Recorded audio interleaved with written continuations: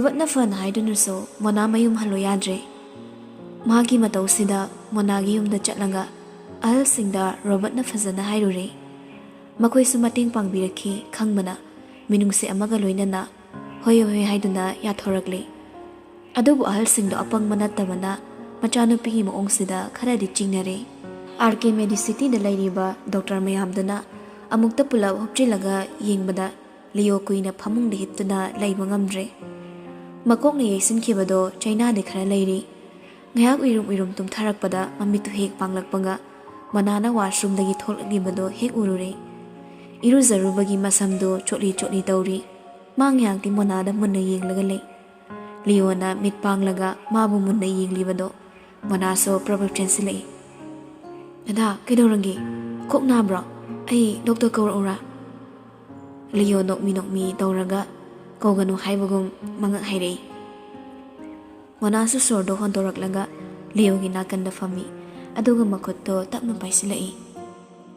Abathuna pharo. Leo nokmi manaba nungshini yenglaga. Nangna sumai nak leradi ai nawa faningdre. Mona pisum haipet chuklaga. As adumai hainuba haidi. Leo noklaga. Haida wasa aidi haiba yam nungai. Haure magi hongnabi. Ado nangbu sida leise baba hoida phasana hairambra. Chatlamnaidadi hairammaga kaure. Ado ngasaidi dadaroba chatlaga hairubani. Aina sadaroba ta phone tawranga baba nga wari sanare. Baba naso hoi hairei. Amukso taptharanga lamansu yamna tole. Aroibo haidada Leo e kare. Nangna sida leisa laman singba leiriro. Adu oiradi chatkro yare. As dada nang sidiba asingmadu haibani siwa ina haizinbra. Leo pisum haipet suklaga murum soli. Aina di somda nusibagi seba tawala kaina haraururaga laman singba lakpo oirami bit leite. Mana murum soli do mana tabana Leo gi nakta maidana lei. Nang sidiba angang machaga chatbe mane. Nang manusiba ini aina nangida laise. Laman giwadi punsi chupa nangi seba tawraga singbo oizagi khanjari bane. Haina haina Leo managi wahaiduda angang machagumda nokmi tawrai. Aduga tablapna nupina kesalakpasidi nawa faningi ko. Maya higalakpaduda mana pairap yenglaga Leo gi thabakta khatum naipet sui. Masaksiga karan mapisidi. Ayo anaba fure. Anaba lamhenbao. Si haidada anido punna nokminai. Somda mairabadi ngarangdagi mayum handre. Ahingado tumgi chagani thakani. Kawo makai laisagi manaktagi hendokidre. Hauzik makso laisabo kangtholda ngata halaga.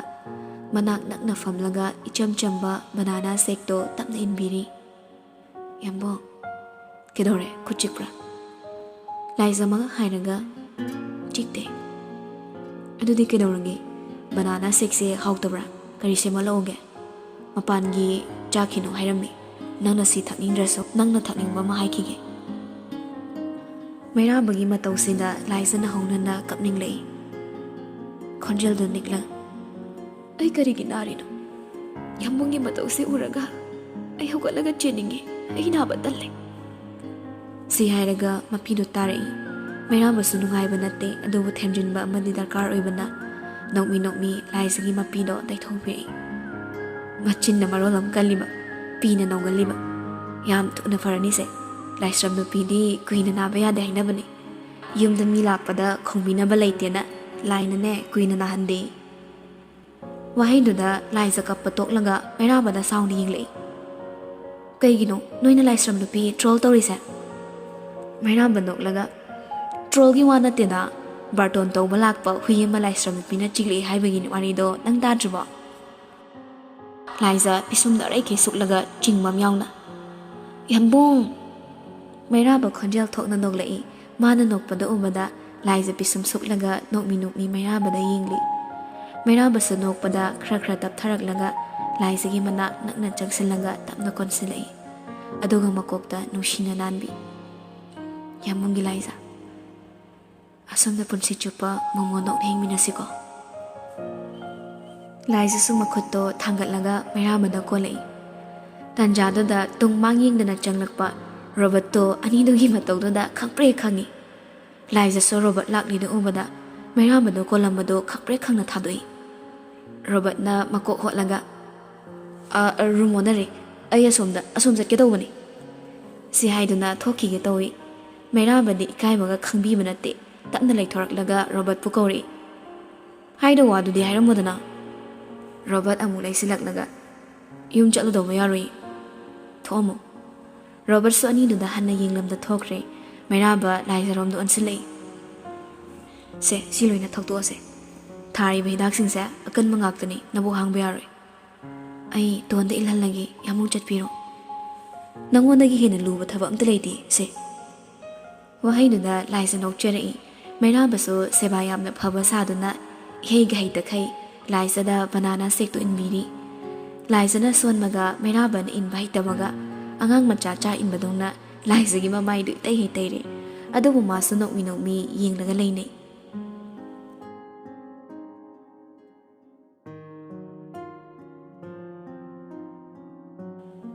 ꯄꯥꯔꯀꯤꯡꯗꯨꯗ ꯃꯩꯔꯥꯕ ꯉꯥꯏꯔꯤꯉꯩ ꯒꯦꯠꯇꯒꯤ ꯇꯣꯟꯅ ꯃꯈꯨꯠꯇ tiffin ꯑꯃ ꯄꯥꯏꯔꯒ ꯆꯪꯂꯛꯄꯗ ꯎꯏ꯫ ꯉꯔꯥꯡꯗꯒꯤ ꯊꯣꯛꯂꯤꯕ ꯊꯧꯗꯣꯛ ꯃꯌꯥꯝꯁꯤꯒꯤ ꯃꯊꯥ ꯁꯥꯕꯗ ꯇꯣꯟꯒꯤ ꯁꯔꯨꯛꯇꯣ ꯍꯦꯛ ꯌꯥꯎꯕꯅꯤ꯫ ꯄꯨꯝꯅꯃꯛ ꯇꯠꯊꯔꯒ ꯃꯇꯝꯁꯤꯗ ꯇꯣꯟ ꯎꯖꯕꯗꯣ ꯔꯣꯕꯔꯠ ꯃꯥꯏꯊꯣꯡꯅ ꯅꯣꯛꯃꯤ ꯅꯣꯛꯃꯤ ꯇꯧꯔꯛꯏ꯫ ꯂꯦꯞꯇꯨꯅ ꯂꯩꯔꯝꯕꯗꯒꯤ ꯃꯥꯁꯨ ꯇꯣꯟꯒꯤ ꯃꯥꯏꯀꯩ ꯌꯦꯡꯂꯒ ꯃꯅꯥꯛꯇ ꯆꯪꯂꯛꯏ꯫ ꯇꯣꯟꯁꯨ ꯔꯣꯕꯔꯠ ꯑꯣꯏꯔꯝꯕꯗ ꯅꯣꯛꯆꯔꯛꯏ꯫ ꯗꯗꯥ, ꯌꯨꯝ ꯆꯪꯉꯨꯕ꯭ꯔꯣ ꯅꯪꯕꯣ? ꯍꯣꯏ ꯗꯗꯥ, ꯅꯥꯎꯕ ꯁ꯭ꯀꯨꯜ ꯂꯣꯏꯁꯤꯟꯕꯤꯔꯝꯃꯒ ꯏꯆꯦꯒꯤ ꯆꯝꯐꯨꯠ ꯐꯨꯠꯄꯤꯔꯛꯄꯅꯤ꯫ ꯁꯤꯗ ꯁꯨꯝ ꯍꯥꯏꯕ ꯌꯥꯗ꯭ꯔꯣ, ꯑꯔꯦꯝꯕꯗ ꯋꯥꯅꯕ, ꯍꯌꯦꯡꯈꯩꯗꯤꯅꯦ ꯁꯤꯗ ꯁꯨꯝ ꯍꯥꯏꯌꯨꯀꯣ꯫ ꯏꯆꯦꯅ ꯍꯥꯏꯒꯅꯣ ꯍꯥꯏꯌꯦ, ꯑꯗꯨꯗ ꯑꯩꯁꯨ ꯑꯗꯨꯝ ꯆꯠꯂꯕ꯫ ꯔꯣꯕꯔꯠ ꯅꯣꯛꯂꯒ ꯅꯣꯏ ꯆꯦꯒꯤ ꯃꯤꯒꯤ ꯃꯄꯣꯠ ꯆꯥꯅꯤꯡꯗꯦ ꯁꯣꯛꯅꯤꯡꯗꯦ ꯁꯤꯗꯤꯕ꯫ ꯇꯣꯟꯁꯨ ꯅꯣꯛꯏ꯫ ꯔꯣꯕꯔꯠꯁꯨ ꯅꯣꯛꯄ ꯆꯞ ꯂꯦꯞꯂꯒ ꯑꯗꯣ ꯇꯣꯟ ꯀꯔꯤꯅꯣ ꯍꯥꯏꯕꯒꯨꯝ ꯌꯦꯡꯂꯛꯏ꯫ ꯑꯩ ꯅꯪꯉꯣꯟꯗ ꯋꯥꯐꯝ ꯑꯃ ꯍꯥꯏꯗꯧ ꯂꯩꯀꯣ꯫ ꯀꯩ ꯋꯥꯅꯣ ꯗꯗꯥ? ꯍꯧꯖꯤꯛ ꯅꯠꯇꯦꯗ, ꯀꯣꯟꯅ ꯍꯥꯏꯔꯒꯦ꯫ ꯔꯣꯕꯔꯠꯀꯤ ꯃꯑꯣꯡꯗꯨꯗ ꯇꯣꯟꯁꯨ ꯑꯉꯥꯡ ꯅꯠꯇꯕꯅ ꯈꯔꯗꯤ ꯈꯪꯉꯤ꯫ ꯋꯥꯗꯨ ꯍꯥꯏꯈ꯭ꯔꯕꯁꯨ ꯒ꯭ꯌꯥꯟ ꯇꯥꯕꯒꯨꯝ ꯇꯣꯟꯁꯨ ꯏꯀꯥꯏꯔꯛꯏ꯫ ꯗꯗꯥ, ꯑꯩ ꯏꯆꯦꯅ ꯉꯥꯏꯔꯝꯃꯅꯤꯌꯦ, ꯆꯠꯂꯨꯈꯤꯒꯦꯀꯣ꯫ ꯍꯣꯏ꯫ ꯇꯣꯟꯁꯨ ꯑꯃꯨꯛ ꯂꯨꯛꯊꯛꯅ ꯌꯦꯡꯂꯝꯂꯒ ꯃꯅꯨꯡꯗ ꯆꯪꯈ꯭ꯔꯦ꯫ ꯔꯣꯕꯔꯠꯁꯨ ꯇꯣꯟꯒꯤ ꯃꯥꯏꯀꯩ ꯌꯦꯡꯂꯒ ꯅꯣꯛꯃꯤ ꯅꯣꯛꯃꯤ ꯇꯛꯁꯤ ꯁꯣꯜꯂꯛꯏ꯫ ꯑꯁꯤꯒꯤ ꯃꯤꯠꯌꯦꯡꯁꯤꯗꯅꯦꯕ ꯂꯣꯡꯅ ꯀꯦꯜꯂꯤꯁꯦ, ꯁꯥꯔꯤꯕ ꯃꯊꯥ ꯃꯌꯥꯝꯁꯤꯒ ꯏ ꯀꯥꯔꯛꯇꯅꯕ ꯂꯣꯏ ꯇꯣꯛꯊꯣꯛꯑꯒ ꯑꯉꯥꯡ ꯑꯁꯦ ꯐꯥꯔꯒ ꯄꯨꯔꯒ ꯀꯗꯥꯏꯗꯅꯣꯃ ꯅꯨꯡꯉꯥꯏꯅ ꯂꯩꯊꯣꯛꯑꯅꯤꯀꯣ꯫ ꯃꯩꯔꯥꯕ ꯑꯃꯨꯛ ꯅꯤꯡꯁꯤꯡꯂꯛꯏ꯫ ꯃꯗꯨꯒꯤ ꯃꯍꯥ ꯆꯟꯗꯥꯗꯨꯅ ꯃꯇꯨ ꯃꯅꯥꯛ ꯂꯩꯈ꯭ꯔꯗꯤ ꯂꯥꯟ ꯂꯥꯛꯑꯐꯥꯎ ꯆꯪꯗꯦꯕ, ꯁꯣꯝꯗ ꯃꯊꯧ ꯃꯌꯥꯝꯁꯤꯅ ꯊꯨꯟꯗ ꯇꯥꯟꯅꯔꯀꯥꯟꯁꯤꯗ꯫ ꯔꯣꯕꯔꯠꯁꯨ ꯃꯔꯨꯝ ꯁꯣꯜꯂꯒ ꯄꯥꯔꯀꯤꯡ ꯔꯣꯝꯗ ꯑꯃꯨꯛ ꯆꯪꯈ꯭ꯔꯦ꯫ ꯇꯣꯟ ꯂꯥꯛꯄꯒꯤ ꯃꯩꯔꯥꯕꯁꯨ ꯀꯨꯏꯅ ꯂꯩꯔꯝꯗꯅ ꯊꯣꯔꯛꯂꯤ꯫ ꯃꯥꯅ ꯂꯥꯏꯖꯒꯤ ꯀꯥꯗꯒꯤ ꯍꯦꯛ ꯊꯣꯔꯛꯄꯒ ꯔꯣꯀꯤꯅ ꯆꯪꯂꯛꯀꯦ ꯇꯧꯕꯒ ꯆꯞ ꯍꯦꯛ ꯆꯥꯅꯩ꯫ ꯃꯩꯔꯥꯕ ꯔꯣꯀꯤꯅ ꯃꯨꯟꯅ ꯌꯦꯡꯂꯛꯏ꯫ ꯔꯣꯀꯤꯁꯨ ꯃꯩꯔꯥꯕꯗ ꯃꯨꯟꯅ ꯌꯦꯡꯂꯛꯏ꯫ ꯑꯅꯤꯗꯨ ꯉꯥꯏꯍꯥꯛꯇꯤ ꯃꯤꯠꯆꯥꯟꯅꯩ꯫ ꯃꯩꯔꯥꯕꯒꯤ ꯃꯤꯠꯌꯦꯡꯗꯣ ꯂꯨꯝꯊꯅ ꯌꯦꯡꯕ ꯃꯤꯠꯌꯦꯡꯅꯤ꯫ ꯃꯥ ꯉꯥꯏꯍꯥꯛꯇꯤ ꯃꯇꯝ ꯑꯃꯒꯤ ꯔꯣꯀꯤꯗꯣ ꯈꯔ ꯈꯜꯂꯛꯏ꯫ ꯑꯗꯨꯕꯨ ꯃꯤꯀꯨꯞꯇ ꯒ꯭ꯌꯥꯟ ꯂꯥꯛꯏ꯫ ꯃꯇꯝ ꯑꯃꯗ ꯃꯈꯨꯠꯃꯛꯅ ꯒꯥꯔꯤ ꯂꯣꯛ ꯇꯧꯁꯤꯜꯂꯒ ꯃꯩ ꯊꯥꯈ꯭ꯔꯕ ꯔꯣꯀꯤ ꯃꯇꯧ ꯀꯔꯝꯅ ꯑꯣꯏꯒꯅꯤ? ꯑꯗꯨꯕꯨ ꯇꯁꯦꯡꯕꯗꯤ ꯔꯣꯀꯤ ꯄ꯭ꯂꯥꯁꯇꯤꯛ ꯁꯔꯖꯔꯤ ꯇꯧꯈꯤꯕꯅ ꯃꯩꯔꯥꯕꯅ ꯃꯁꯛ ꯈꯪꯗ꯭ꯔꯦ꯫ ꯂꯥꯏꯖꯒ ꯋꯥꯔꯤ ꯁꯥꯟꯅꯕꯗꯨ ꯎꯈꯤꯕꯅ ꯃꯩꯔꯥꯕ ꯏꯆꯝ ꯆꯝꯊꯣꯛꯅ ꯈꯟꯅꯕ ꯍꯣꯠꯅꯔꯛꯏ꯫ ꯔꯣꯀꯤꯁꯨ ꯃꯩꯔꯥꯕꯒ ꯀꯨꯏꯅ ꯃꯤꯠꯆꯥꯟꯅꯕ ꯉꯝꯗ ꯃꯅꯨꯡꯗ ꯄ꯭ꯔꯞ ꯆꯪꯈ꯭ꯔꯦ꯫ ꯃꯥ ꯃꯈꯥ ꯇꯥꯅ ꯂꯥꯏꯖꯒꯤ ꯃꯅꯥꯛꯇ ꯂꯩꯅꯤꯡꯂꯤ꯫ ꯑꯗꯨꯕꯨ ꯇꯥꯗꯨꯅ ꯂꯩꯔꯤꯕ ꯊꯕꯛꯁꯤꯡꯁꯤꯒꯤ ꯈꯜꯂꯒ ꯍꯣꯁꯄꯤꯇꯥꯜꯗꯒꯤ ꯈꯣꯡ ꯊꯥꯡꯗꯣꯔꯛꯂꯤ꯫ ꯃꯈꯨꯠꯇ ꯂꯩ ꯕꯣꯀꯤ ꯑꯃ ꯄꯥꯏꯔꯒ ꯔꯣꯀꯤ ꯆꯪꯂꯛꯄ ꯎꯕꯗ ꯂꯥꯏꯖ ꯔꯣꯀꯤꯗ ꯉꯛꯅ ꯌꯦꯡꯂꯛꯏ꯫ ꯑꯗꯨꯕꯨ ꯍꯥꯟꯅ ꯈꯔ ꯈꯪꯕ ꯑꯣꯏꯕꯅ ꯀꯥ ꯍꯦꯟꯅ ꯉꯛꯄꯗꯤ ꯇꯧꯗ꯭ꯔꯦ꯫ ꯔꯣꯀꯤꯁꯨ ꯅꯣꯛꯃꯤ ꯅꯣꯛꯃꯤ ꯂꯥꯏꯖꯒꯤ ꯃꯅꯥꯛ ꯆꯪꯂꯛꯏ꯫ ꯑꯅꯥꯕꯁꯤꯗꯤ ꯌꯥꯝ ꯀꯜꯂꯝꯃꯦꯅ, ꯍꯪꯕ ꯂꯥꯛꯄ ꯑꯩ ꯏꯀꯥꯏꯒꯦ ꯇꯧꯏꯀꯣ꯫ ꯂꯥꯏꯖ ꯅꯣꯛꯅꯤꯡꯗꯅ ꯅꯣꯛꯂꯛꯏ꯫ ꯌꯥꯝ ꯊꯥꯖꯅꯤꯡꯉꯦ ꯗꯗꯥ, ꯑꯩ ꯅꯥꯏ ꯍꯥꯏꯕꯗꯤ ꯀꯅꯥꯅ ꯍꯥꯏꯔꯤꯅꯣ? ꯋꯥꯍꯪꯗꯨ ꯍꯪꯐꯝ ꯊꯣꯛꯄꯅꯤ꯫ ꯈꯨꯟꯁꯤꯗ ꯂꯩꯕ ꯃꯤꯅ ꯐꯥꯎ ꯂꯥꯏꯖꯒꯤ ꯄꯥꯎ ꯇꯥꯗꯦ꯫ ꯑꯗꯨꯒ ꯔꯣꯀꯤꯅ ꯈꯪꯂꯝꯕꯁꯤꯗ ꯃꯥ ꯉꯛꯄ ꯐꯥꯎꯔꯤ꯫ ꯑꯗꯨꯕꯨ ꯔꯣꯀꯤꯅ ꯍꯩꯅ ꯈꯨꯝꯂꯛꯏ꯫ ꯍꯣ ꯃꯅꯥꯛꯁꯤꯗ ꯍꯪꯒꯠ ꯍꯟꯗꯥ ꯆꯠ ꯂꯩꯔꯕ ꯑꯩꯕꯣ ꯀꯩꯗꯧ ꯈꯪꯉꯣꯏꯗꯣꯏꯅꯣ? ꯒ꯭ꯌꯥꯟ ꯂꯥꯛꯑꯝꯕꯁꯦ ꯌꯥꯝ ꯅꯨꯡꯉꯥꯏ, ꯅꯁꯥꯗꯤ ꯀꯩꯁꯨ ꯇꯧꯗꯦꯀꯣ?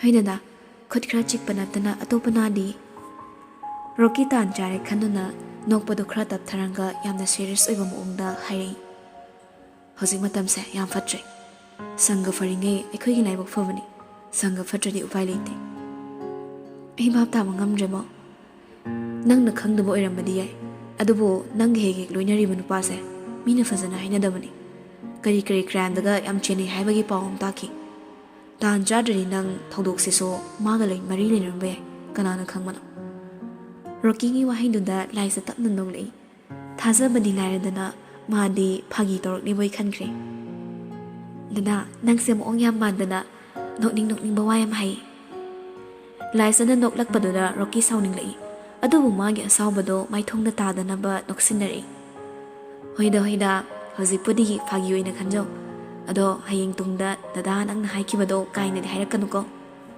anamusu laisa nokphe tawri mayambagi maramda karigumba phattaba mami amata thamningde mamang mangonda thokkiba thodok singado mafamda lariba posak adunani haina khandokjai mikup amatama mayambada fattana khanba leite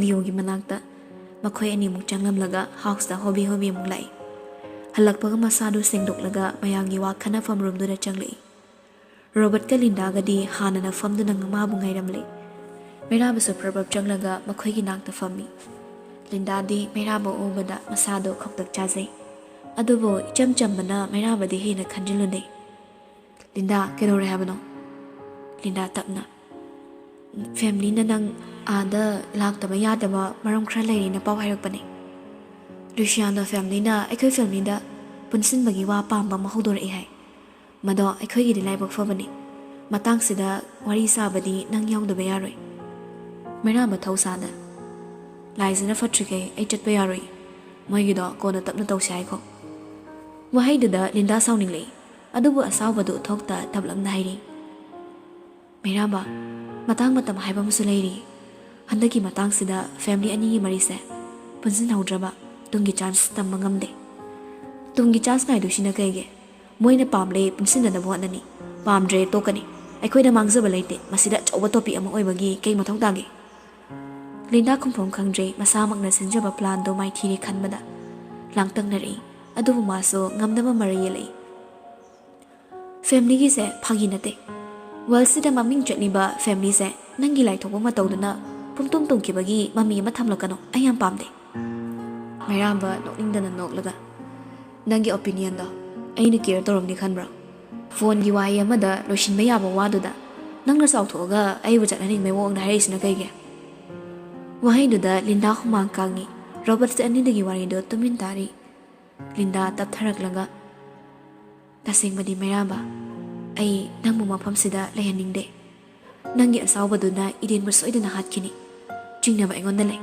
nangsu khangli banatra Gambino family gi godfather ga aikhoi family gi godfather ga luna tinaba marumni Gambino gi godfather na masana maral yaduna changjarabaso maira chukhatnaba idin gi thawai ni rakhibana natra aduga nangda boss oiraba matam sida former godfather na nafamdagi idin gi thawai buni hobani asukui matam se mabu lemna thaduna laklaga handagi matang sidana mabu hatpadi nangna nata Genovese family gi ninchathi bani Linda gi nungi oiba pambagi dama ningsinglakpa wai singsi khak kak to yadaba chumma ngaktani laisa nungsibagi mayaina maira wa khal tawruni Linda gi wai singduma khumludre kakpa ngamdaduna khumdaba nate wakhal khalibani warido achamba natre khangmana Robert Sayori adudi kamdok Luciano family gi maong mandana tawba ngami aikhoi suna leithoklaga tapna family da sokladi kamdongni Meraba mathasana thaba khudingmak ai yaudaba yandrisa kaigino